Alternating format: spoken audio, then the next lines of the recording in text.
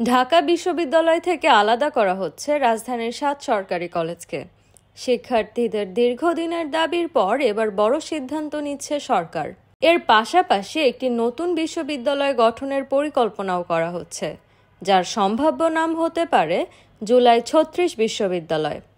৭টি কলেজ হল Dhaka college, Eden মহিলা কলেজ, সরকারি শহীদ সোহরাওয়ার্দী কলেজ, কবি নজরুল সরকারি কলেজ, বেগম বদরুন্নেসা সরকারি মহিলা কলেজ, সরকারি বাংলা কলেজ এবং সরকারি তিতুমীর কলেজ।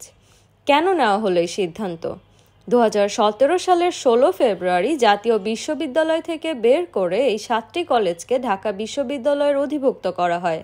কিন্তু এরপর থেকে শিক্ষার্থীরা অভিযোগ করে আসছিলেন ফলাফল প্রকাশে দীর্ঘ বিলম্ব, একাডেমিক ও প্রশাসনিক জটিলতা, ঢাকা বিশ্ববিদ্যালয়ের মূল ক্যাম্পাসের সঙ্গে প্রয়োজনীয় সংযোগের অভাব।